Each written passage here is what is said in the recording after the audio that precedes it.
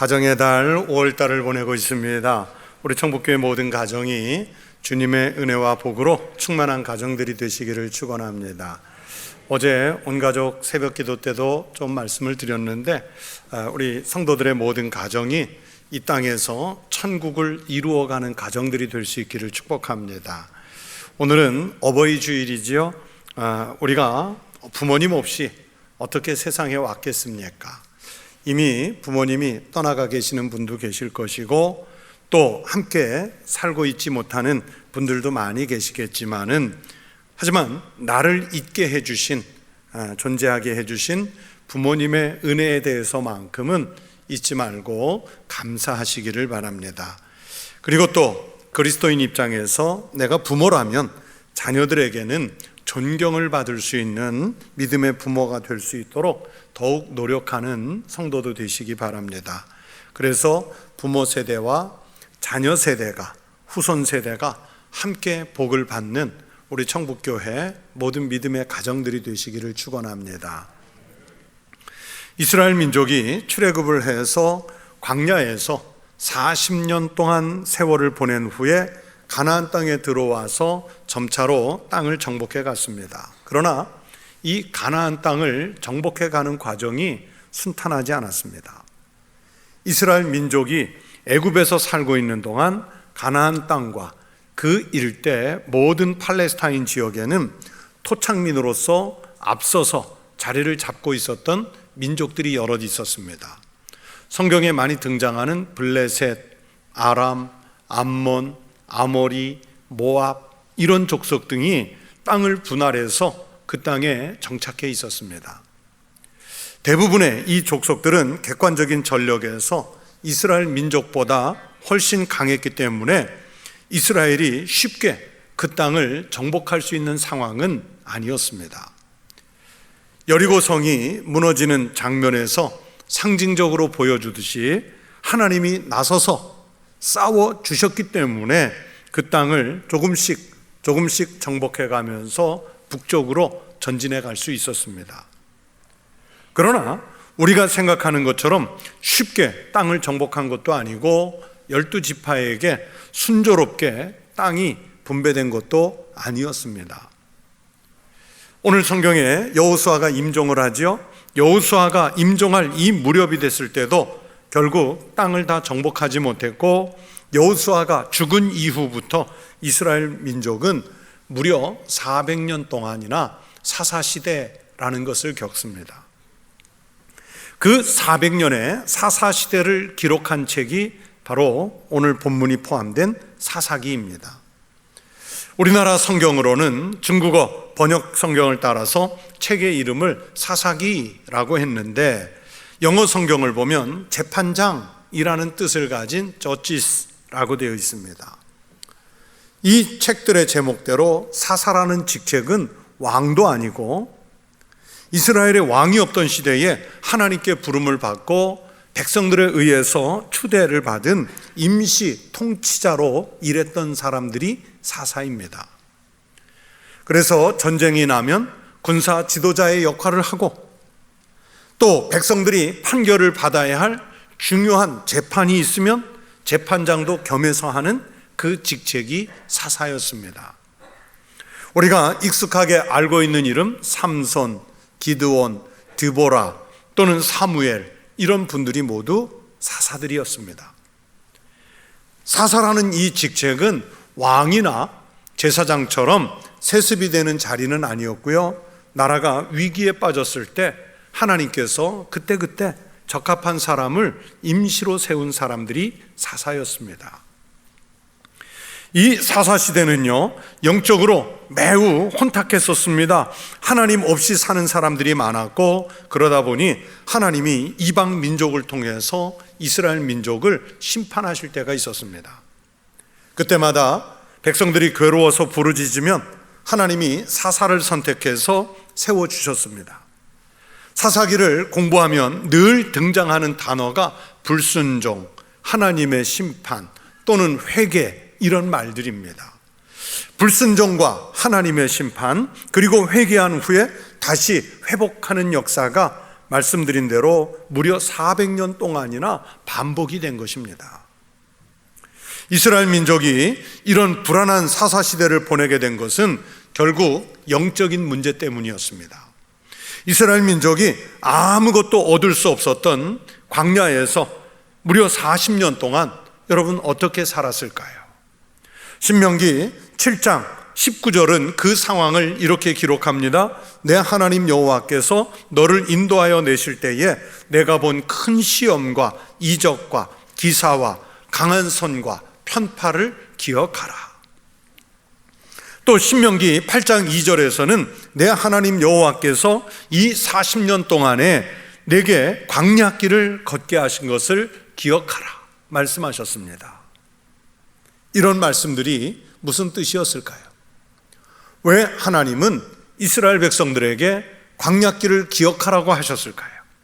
한마디로 광야길, 그 신의 광야는 사람의 능력으로는 살아갈 수 없는 땅들이었습니다. 그런 땅에서 이스라엘 민족이 이겨낼 수 있었던 것은 오직 하나님의 은혜 때문이었습니다. 바로 하나님의 은혜로 살았던 그것을 기억하라는 것이죠. 그렇게 이스라엘은 매일매일 매 순간 광야에서 하나님의 기적을 보면서 하나님의 은혜 때문에 살아남았습니다. 평생에 한 번 보기 어렵고 평생에 2번 보기도 어려운 기적을 이 사람들은 매일 보면서 산 것입니다.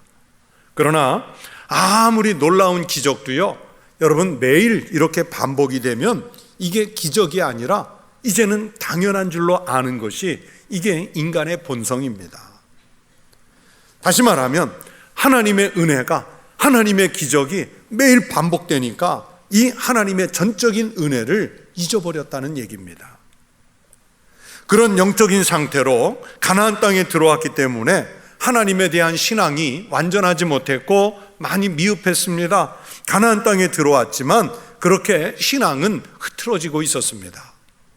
그러면 하나님은 아직 다 쫓아내지 못한 블레셋, 아람, 암몬, 아모리, 모압 이런 족속들을 일어나게 하셔서 그때 이스라엘을 심판하셨습니다. 이스라엘이 신앙적으로 타락했다든지 이스라엘이 도덕적으로 타락했다든지 그럴 때마다 이런 일이 반복이 되는 겁니다. 하나님의 심판이 혹독하면 이스라엘은 또 회개하면서 하나님 앞에 나와서 하나님 살려주십시오, 하나님 우리를 구원해 주십시오 간절히 기도했습니다. 그러면 하나님은 잠시 사사를 세우셔서 이스라엘을 회복해 주시고, 그러다가 또 하나님 은혜를 잊으면 다시 옛 생활로 돌아가는 그런 악순환이 반복되고 있었습니다. 왜 그럴 수밖에 없는지 영적인 상황을 알려주시는 말씀이 여러분 바로 오늘 본문으로 읽은 말씀입니다. 즉 본문 말씀이 그 당시 이스라엘이 영적으로 왜 이런 상태가 됐는지를 알려주시는 말씀입니다. 성경은 아주 분명하게 이스라엘이 애굽에서 나와서 가나안 땅에 들어갈 수 있게 하신 분이 하나님이라고 말씀하죠. 본문 1절을 보세요. 내가 너희를 애굽에서 올라오게 하여 내가 너희의 조상들에게 맹세한 땅으로 들어가게 하였으며 또 내가 이르기를 내가 너희와 함께한 언약을 영원히 어기지 아니하리니, 하나님께서 이스라엘 민족을 꺼내 주시겠다고 언약해 주셨고 그 언약대로 하나님이 이스라엘 민족을 이 가나안 땅에 들어갈 때까지 지켜주셨다는 것을 말씀하는 거예요. 그 이스라엘 민족을 하나님이 꺼냈기 때문에 하나님은 가나안 땅에 살고 있던 원주민들과 이스라엘 백성들이 언약을 맺지도 말고 또 그들이 우상 숭배하려고 세운 제단들을 헐어버리라고 명령하셨습니다. 이스라엘이 그 땅을 정복하면 거기에다가 하나님의 제단을 쌓고 여호와 하나님을 경배하는 땅으로 바꾸어 만들어 가야 되는데, 말씀을 보세요. 거꾸로 이스라엘이 그 땅 원주민들이 섬기는 우상 숭배의 영향을 받아서 하나님을 떠나기 일쑤였습니다. 본문 2절의 말씀대로 너희가 내 목소리를 듣지 아니하였으니, 하나님의 명령을 듣지 않았다는 얘기예요. 그래서 하나님은 이방 민족을 완전히 쫓아내지 않으셨고 이스라엘 백성들 옆에 놔둬서 심판의 도구로서 이스라엘을 괴롭게 했습니다. 3절에 보시면 그들이 너희 옆구리에 가시가 될 것이며. 여러분, 우리 옆구리에, 이스라엘 민족의 옆구리에 아주 찌르는 가시를 놓아두게 만드신 거예요. 결국 백성들이 가나안 땅에 들어와서 이렇게 영적으로 괴롭게 된 것은 신앙의 계승 문제와 상관이 있습니다. 이스라엘 사람들은 자기네들이 겪은 하나님의 은혜를 자녀와 후손 세대들에게 제대로 전승하지를 못했습니다. 오늘 이 본문을 읽으면서 자신의 신앙 체험을 후손들에게 잘 전하는 것이 얼마나 중요한지를 깨닫게 됩니다. 후손들의 신앙을 바로 잡아주는 역할을 해야 합니다. 누가? 교회 학교 선생님이? 아니면 교회에 조직 만들어준 교구장이, 지역장이, 구역장이? 아니면 리더가, 목회자가, 항존직이? 아니에요. 이 후손들의 신앙을 바로 잡아주는 역할을 누가 하겠습니까? 부모가, 또는 그 가정의 믿음의 앞선 분들이 해야 할 일입니다. 잠언 22장 6절에서 말씀하지요. 마땅히 행할 길을 아이에게 가르치라. 그리하면 늙어도 그것을 떠나지 아니하리라. 아이에게 반드시 가르쳐야 할 마땅히 행할 길이 여러분 무엇이겠습니까? 바로 하나님 여호와를 경외하는 신앙 아니겠습니까? 그런데 이스라엘 백성들은 그렇게 하지를 않았습니다. 이스라엘 백성들이 마땅히 행할 길을 자기의 후손들에게 가르치지 않았다는 것을 오늘 본문 10절이 밝히고 있습니다. 그 세대의 사람도 다 그 조상들에게로 돌아갔고 그 후에 일어난 다른 세대는 여호와를 알지 못하며 여호와께서 이스라엘을 위하여 행하신 일도 알지 못하였더라. 이름은 이스라엘이라고 하는 아주 엄청난 이름을 받았는데 하나님을 모르는 세대가 되었기 때문에 하나님의 심판을 받고 있다는 거예요. 하나님은 출애굽을 하는 중에도 자녀들에게, 후손들에게 신앙을 계승하는 것이 얼마나 중요한 사명인지 여러 차례 말씀하셨습니다. 대표적으로 신명기 6장 2절의 말씀만 보시겠습니다. 곧 너와 내 아들과 내 손자들이 평생에 내 하나님 여호와를 경외하며 내가 너희에게 명한 그 모든 규례와 명령을 지키게 하기 위한 것이며 또 내 나를 장구하게 하기 위한 것이라. 아들들에게, 딸들에게, 손자들에게, 손녀들에게 평생의 여호와 하나님을 경외하도록 만들어라 그랬어요.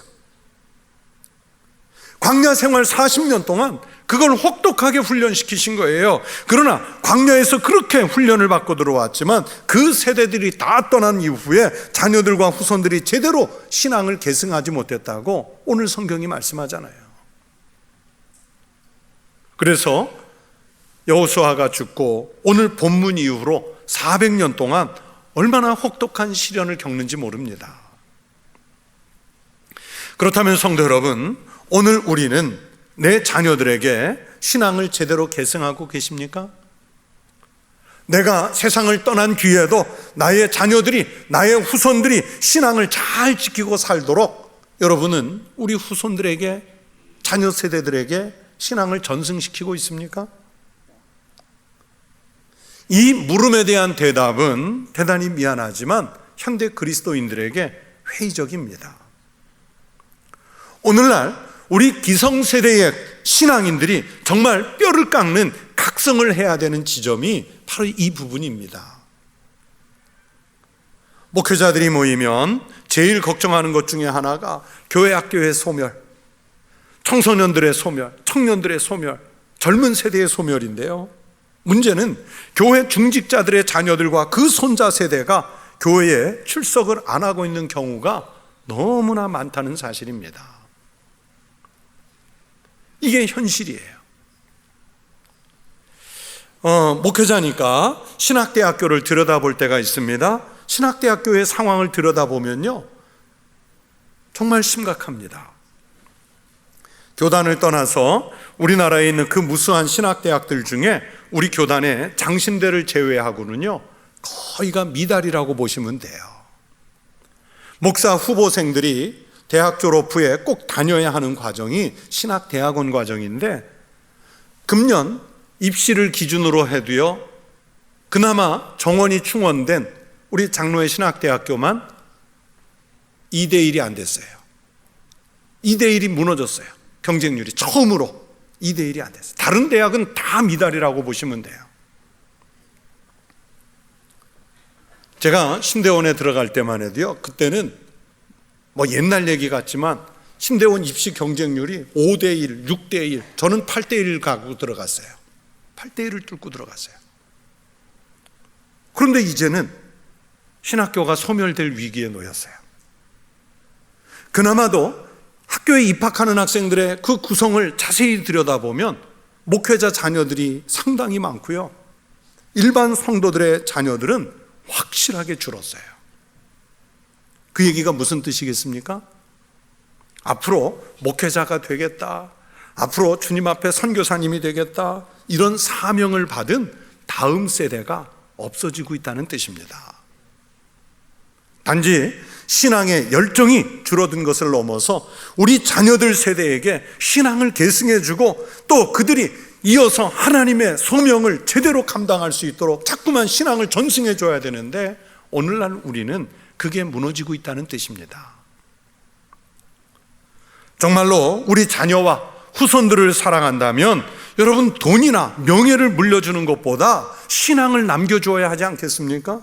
그런데 우리는 과연 자녀와 후손들에게 신앙을 제대로 계승하고 있는가 생각해 봐야 합니다. 내 자녀가 교회 출석하지 않고 있으면 매를 들어서 초달을 하는 그 심정으로 다그쳐야 되는데, 이때 자녀가 나오지 못하는 것을 가장 합리화하는 변명이 하나 있어요. 자식 문제만큼은 안 돼요. 자식 이기는 부모가 없어요. 이 변명으로 우리는 합리화해 버립니다. 그러면서 다그치지를 않아요. 다른 사람의 자녀들을 전도에다가 앉혀놓을 것이 아니라 내 자녀를 전도에서 앉혀놔야 합니다. 타 지역에 가서 살고 있으면 가까운 교회 출석하라고 자꾸 독려하고 격려해야 하고, 또 청주에 있으면 부모님과 함께 천국교회 가자고, 할머니 할아버지하고 같이 천국교회 가자고, 반드시 가야 한다고 강하게 얘기해야 합니다. 만약에 그렇게 하지 못하면 다른 사람들에게 전도하자고 말하지 마십시오. 우리 교회가 왜 부흥하지 않느냐고, 왜 교회 학교가 일어나지 못하느냐고, 또는 젊은 세대, 청년 세대, 그들이 왜 없냐고 우리가 함부로 쉽게 말할 수 없습니다. 지금 전도되느냐를 묻는 것이 아니라 믿지 않는 자녀들에게 전도를 하고 있느냐, 손자 손녀들에게 전도를 하고 있느냐, 이걸 말씀드리는 거예요. 여러분, 내 자녀가 안 나오는데 남의 자녀들이 나와주겠습니까? 나와 후손들의 신앙의 문제, 여러분, 이것은 생명의 문제입니다. 나라와 민족이 영적으로 살고 죽는 문제입니다. 내 자녀가 하나님을 알지 못한 삶을 살다가 그 영혼이 죽는 것을 여러분, 부모가 모른 척 하겠습니까? 아니면 정말로 안타까운 마음으로 눈물을 흘려가며 기도하고 설득하고 야단도 쳐가면서 그 영혼이 하나님의 사람이 되도록 인도를 하시겠습니까? 우리 세대까지만 믿고 자녀 세대가 믿지 않으면 딱 오늘 이 본문 말씀 속에 이스라엘이 되는 거예요. 여러분, 우리 세대가 다 가고 난 다음에 그 후에 일어난 다른 세대는 여호와를 알지 못하며 여호와께서 이스라엘을 위하여 행하신 일도 알지 못하였더라, 이 말씀대로 그렇게 하나님을 잊어가는 사람이 되고 그렇게 하나님을 잊어가는 민족이 되고 말 것입니다. 이 본문 속에 이스라엘이 왜 하나님을 모르는 시대가 되었을까요? 우상을 버리지 못했기 때문입니다. 본문 2절은 바로 그 말씀입니다. 너희는 이 땅의 주민과 언약을 맺지 말며 그들의 제단을 헐라하였거늘 너희가 내 목소리를 듣지 아니하였으니 어찌 그리하였느냐. 이스라엘이 광야에서 40년을 보낸 결정적인 이유가 무엇이었겠습니까? 이스라엘이 자연적으로 갖고 있던 애굽의 습관, 이 애굽의 성품을 빼려는 하나님의 의도 때문이었습니다. 야곱이 70여 명의 가족들을 데리고 애굽으로 건너가서 그 후손이 이제 200만 명이 넘는 민족을 이룰 때까지 몇 년이 걸렸느냐? 430년이 걸렸습니다.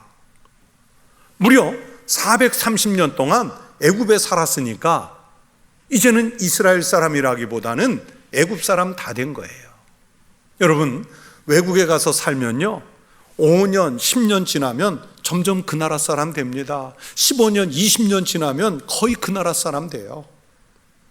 그런데 430년 살았으니까 애굽 사람 다 됐죠.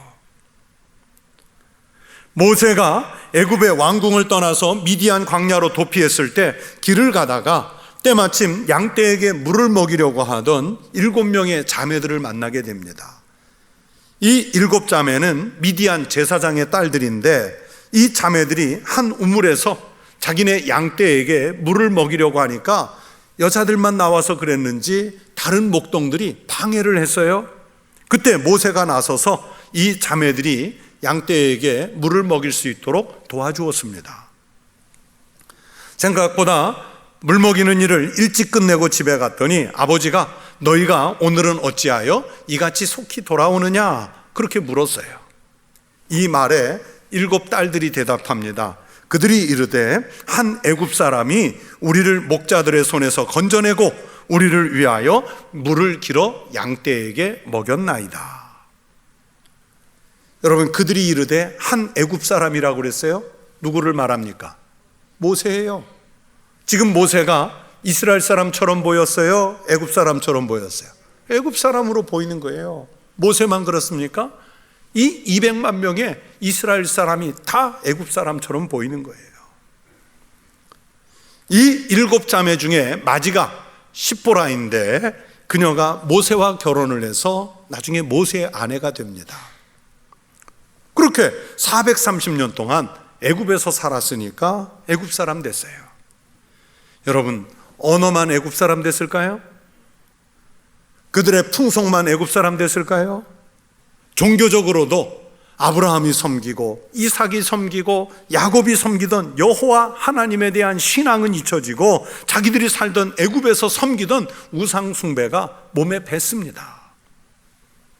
하나님은 이스라엘이 출애굽할 때 광야로 이끄셔서 40년 동안, 4년도 아니고요, 40년 동안 광야 생활하면서 그 애굽 사람으로서 몸에 밴 습성과 문화와 우상 숭배, 종교, 도덕 이런 것들을 버리는 훈련을 시키신 거예요. 애굽의 습성을 버리도록 강권하신 겁니다. 그러나 한번 몸에 밴 습성은 쉽게 버려지지 않습니다. 버리는 것은 어려운 일입니다. 그럼에도 불구하고 살기 위해, 특히 영적으로 부흥하기 위해서 버릴 것은 버려야 합니다. 그래서 여호수아서 24장 14절부터 15절 말씀을 보시면 여호수아가 죽기 전, 임종전 마지막 유언으로 자기 백성들에게 아주 강력하게 이런 유언을 남깁니다. 그러므로 이제는 여호와를 경외하며 온전함과 진실함으로 그를 섬기라. 너희의 조상들이 강 저쪽과 애굽에서 섬기던 신들을 치워버리고 여호와만 섬기라. 만일 여호와를 섬기는 것이 너희에게 좋지 않게 보이거든 너희 조상들이 강 저쪽에서 섬기던 신들이든지 또는 너희가 거주하는 땅에 있는 아모리 족속의 신들이든지 너희가 섬길 자를 오늘 택하라. 오직 나와 내 집은 여호와만 섬기겠노라. 하나님을 섬기든지 애굽에서부터 섬기던 신들을 섬기든지 하나만 선택하라는 명령이지요. 여러분, 신앙에 선택권이 있다는 것을 말씀하는 것이 아니라 강력하게 여호와 하나님을 선택해서 섬겨야 한다는 것을 임종전에 말하는 거예요. 그런데 오늘 본문을 보면 이스라엘이 죽고 여호수아가 죽고 나니까 어떻게 됐어요? 이스라엘이 아직 버리지를 못했어요. 버리지를 못했어요. 여러분, 이스라엘만 그렇습니까? 오늘 우리는 우상이 없습니까? 이미 돈이 하나님을 대신해서 우리가 섬겨야 할 신이라고 부모가 자녀들에게 주입을 시켜놨어요. 그것이 하나님보다 더 중요한 것처럼 가르쳐 놓았습니다. 하나님을 섬기는 것보다 어떻게 하든지 집부터 마련하라고 가르치는 게 현실이잖아요. 집이 우상이 됐어요. 11조를 하는 훈련보다 먹고 입고 쓰고 자기 필요한데 먼저 쓰라고 가르치고 있습니다. 학벌이 우상이 됐습니다. 부모가 자녀들에게 너희가 하나님이다 그러면서 자식을 우상으로 만들어 버렸어요. 성경을 읽고 기도하는 시간보다 세상의 것을 획득하는 것이 더 중요하다고 가르치는 게 오늘의 가정의 현실이잖아요.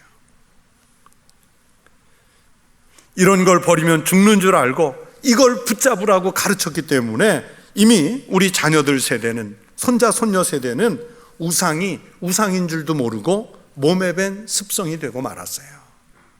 우상이 자리를 잡았기 때문에 하나님을 알지 못하는 세대가 돼가고 있습니다. 사람들이 자기 아이들을 예수님께 데려왔어요. 축복기도 받으려고. 그랬더니 제자들이 꾸짖었어요.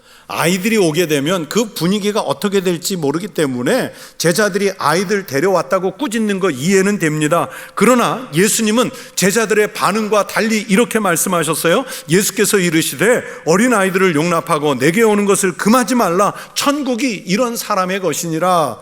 부모는 어떻게 하든지 자식을 주님께로 데려와서 축복도 받고 말씀도 받고 은혜도 받고 그렇게 만들어줘야 되는데, 오늘 우리는 자식이 주님께 오는 것을 꾸짖는 사람들이 되고 있는 것은 아닌지 돌아봐야 합니다.